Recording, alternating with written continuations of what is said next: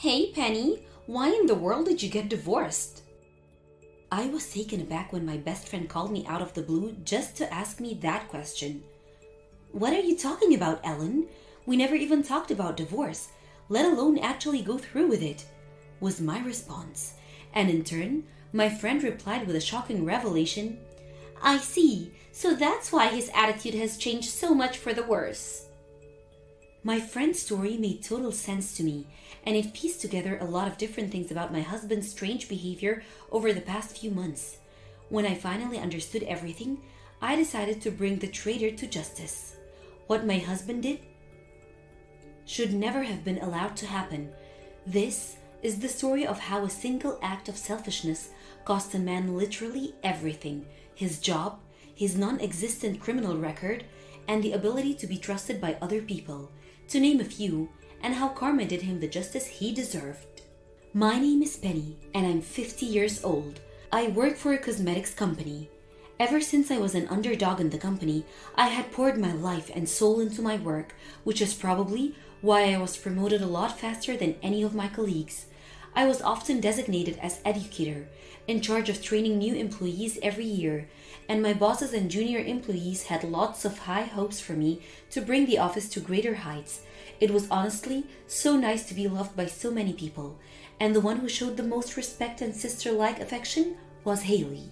She was the most difficult person I have trained, by which I mean she took the longest time to get used to different kinds of work, but she was among the friendliest and talkative of underdogs that I've educated over the course of 20 years, and I loved her very much. Outside of work, we sometimes went together for lunch or a drive somewhere on weekends and holidays, and even my husband Rod said we were like sisters. Rod is my age and works for a local company in the business of architecture. I'll be honest with you, Rod isn't someone that's exactly good at his job, but ultimately, because of his years of experience in business, he had recently been promoted to section manager. He and I were classmates in high school, and we met again at a reunion after graduating from college. We hit it off and started seeing each other frequently, mainly because we lived near each other at the time. After dating for a year, we got married. Soon after tying the knot, we enjoyed our common hobby of camping to the fullest. It seemed, I'm pretty sure it was every weekend that we drove to this campsite and that. Occasionally, even camping out in the desert surrounding the city. During the day, it was definitely scorching, but at night, it was actually cold enough to need a fire, and I can't remember how many nights we stayed up from dusk until dawn, talking about this and that. Someday, when we have kids, I hope we can go camping like this, Rod, but together as a family. Yes, I would love that too. Guess we'll have to buy a bigger tent then. We used to talk a lot about the future, and we had such plans, but decades later, we still don't have any children. For some reason, we were found to be unable to have any, and we even tried fertility treatments, to no avail. I often thought of myself as the reason why we couldn't have any children at all, and I grew convinced I'd be ruined his life because of it. That's why apologizing to Rod out of the blue had become a habit for me. I'm so sorry, Rod. Why are you apologizing, Penny? It's not your fault. But you love children, don't you? You always smile whenever you see a father with their small son or daughter together in the park or something. You always hoped you'd have your own. And I denied you of that. I'm so sorry. Oh, sweetie, don't worry about that. I love children, it's true, but I love spending time with you even more. So promise me you'll just stop apologizing and focus on enjoying our time together. Promise me? My husband used to be so kind to me, so much so that I sometimes felt his kindness quite literally saved my life a few times. I decided to heed his words. Forget about the children we could never have and cherish our time together, just as he said. But fast forward 10 years, his attitude towards me had made a complete 180. It all started at around the time Rod was promoted to section chief. The changes were gradual, but very real. The first major of which was something he'd never done before in his life, working overtime. Believe me when I tell you that his worst nightmare was working extra hours. That was primarily why he chose his workplace. It was known for being very kind to its employees and never gave them any overtime work. He had always come home on time, and I felt a little uncomfortable that he suddenly began to stay later at work more frequently, but I didn't think too much about it, assuming that he had made up his mind to try harder, now that he had been promoted to section chief. Rather, the most significant change for me was the coldness of his attitude towards me when I suggested, "Let's have a party at our house sometime to celebrate your promotion. I'm sure your mom and dad will be happy for you." You don't have to do that. It's too much of a hassle. You don't have to call it a hassle, honey. You've been acting a little strange lately. Did I do something? Or did something happen at the office? It's nothing. Leave me alone. Here's the thing. If he had that tone of voice, how could there be nothing going on with him? Maybe he didn't like the promotion he finally got, or maybe I did something wrong. No matter how much I thought about it, I could not come up with an answer. But while I was thinking about it every day, his overtime work kept on getting longer and longer. It got so bad that he eventually even gave up his days off to go to work. By this time, his attitude towards me was getting worse and worse. "Hey, you have to work on your days off. Is a section chief really that busy?" Shut up. You wouldn't understand. I have my own problems to take care of, and I would appreciate it if you didn't pry into my affairs. "I'm not prying. I'm just worried about you." Worried about me, eh? Well, I didn't ask you to worry about me, and I'm so damn tired, so don't waste your time worrying about me, alright? You know, just by looking at you annoys me so much. What's so wrong about worrying about each other as a couple? And to be annoyed just by seeing my face? That was going overboard for sure. I was hurt by Rod's words, but at the same time, I began to have suspicion about him. He was constantly carrying around his smartphone around that time, sometimes looking at the screen with a pleasant grin on his face and staying up late at night even though he claimed he was pretty tired. Let's back up a bit. Would a company that hasn't had any of their employees working overtime for decades suddenly require them to work overtime and on holidays? I wondered. I repeat the fact that the most suspicious thing about Rod was his attitude towards me. He's not a very good talker, so whenever he tried to cover something up, he takes on a high-handed attitude and tone of voice. I had no proof whatsoever of either side of the story. I had no proof to justify what he claimed, which was going to the office to work overtime. Nor did I have any proof about him doing anything wrong, and I was in agony. I was in the midst of this confused agony when I received a phone call from a friend of mine who worked at the town hall. Ellen is a great friend of mine and a very kind person who was always very considerate of other people, especially her friends. Even before I got married, she would willingly stay up late at night to be on the phone with me, listening to my concerns and offering advice. I was so happy to receive a call from her after what seemed like forever that I hurried to pick up the phone and answer it. "Hi, Ellen. Long time no see. How are you doing?" "What are you doing talking like I don't know? Penny, why in the world did you get divorced? Rodney was here just now with another woman." "What? Where?" "What do you mean, what, where? Why didn't you say anything to me, honey? Are you alright? Is everything also doing alright?" I genuinely had no idea what she was talking about. "What are you talking about, Ellen? We never even talked about divorce, let alone actually go through with it. You must have had some kind of weird dream." "I wasn't dreaming, Penny." "Then you must have misunderstood."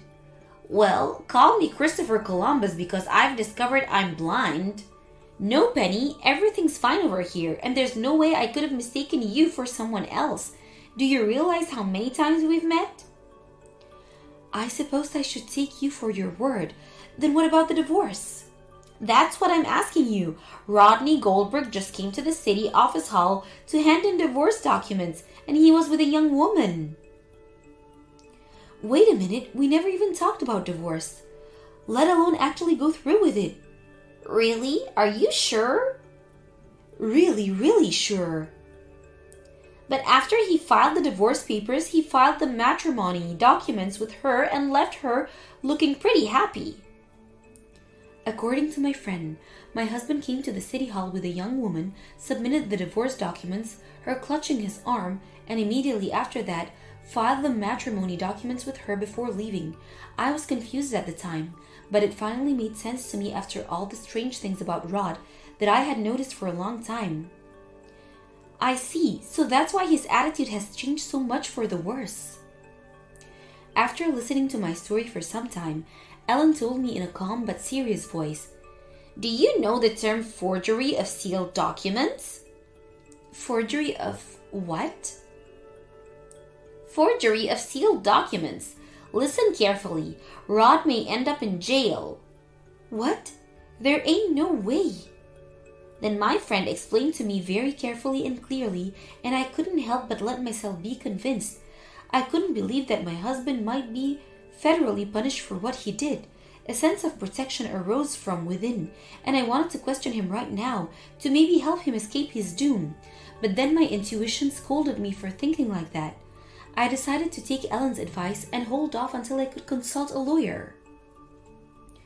He must have thought that my divorce was finalized and his marriage to the adulteress was consummated, never dreaming that what he did could land him in prison for quite a long time.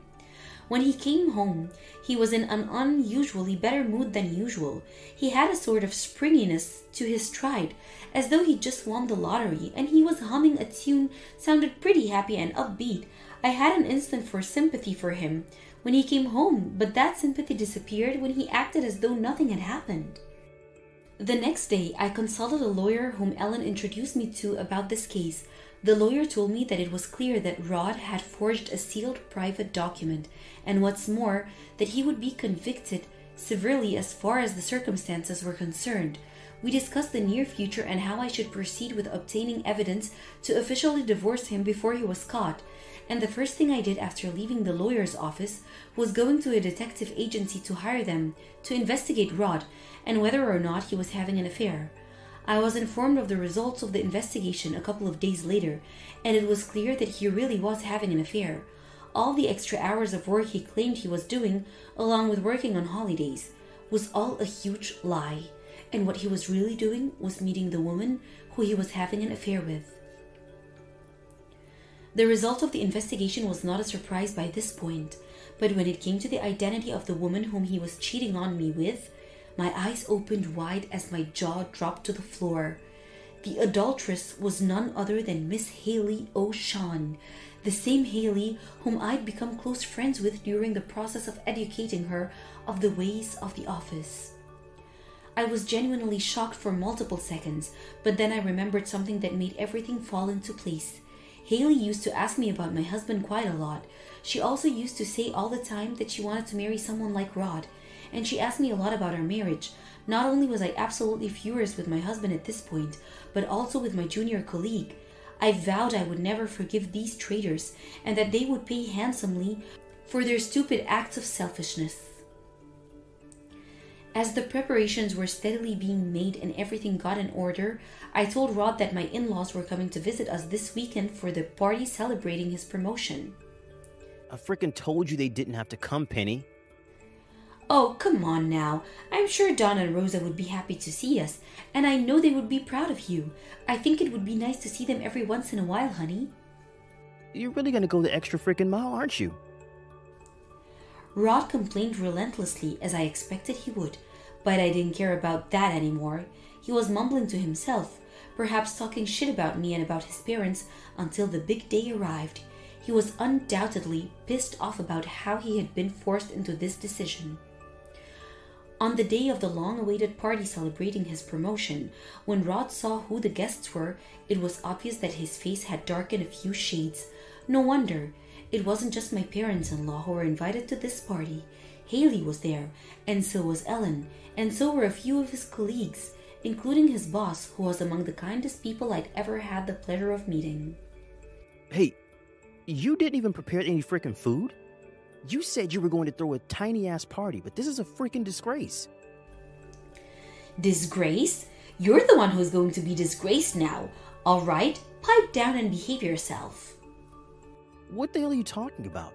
Have you lost your mind, bitch?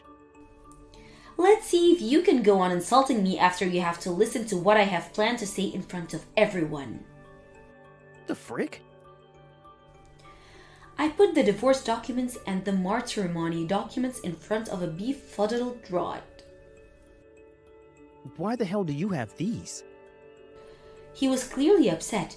He glanced at my junior colleague, but she was continued to act oblivious and didn't make eye contact with him. I raised my voice loud enough so that anyone could hear. Why do I have these? That's not important right now, but this is your divorce decree, isn't it? I don't remember talking about divorce at all, let alone signing the very documents that finalized it.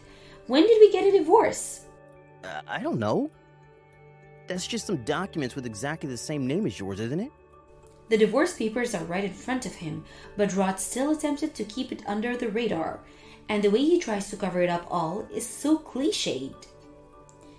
His cowardly attitude caused my friend Ellen to speak up. You don't know the severity of what you did, do you? I saw it myself. You and this woman came to the town hall together, where I work, filed the divorce and matrimony documents, and left giggling and cuddling. Rod glared at Ellen with murderous intent, but being a woman who knows no fear, she didn't seem to flinch at all. Haley was still silent and looking down, and my in-laws didn't seem to be defending him. Sensing that there was no way to get away with what was being accused of him, Rod made a complete 180 and aggressively confessed everything he'd done. That's frickin' right. I wrote all the divorce documents, including Penny's section to fill in. If I didn't do that, I wouldn't be able to get a divorce from this old hag and marry the young and beautiful Haley. Old hag? Don't you frickin' deny what is blatantly obvious. The young and beautiful are always better than the old and frail. Haley's beauty and energy are exactly why I decided to leave your bitch ass and marry her. What the hell is wrong with that? You don't even know what's wrong, do you? No, I do not. I don't understand at all.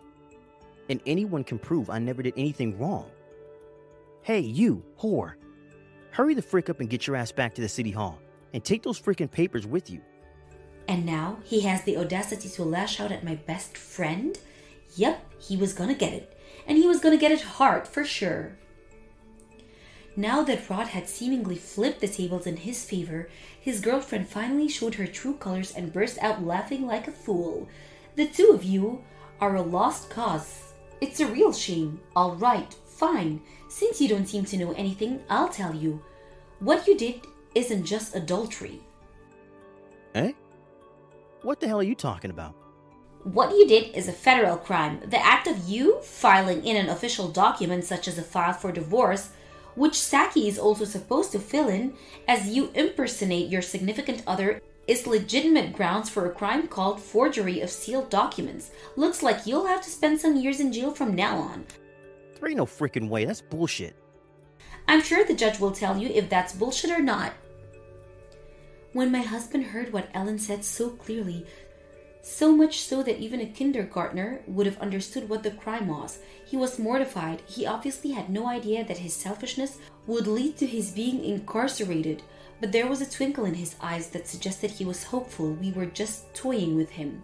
But when he saw his own mother break down in tears, he realized that what Ellen was saying was not a lie.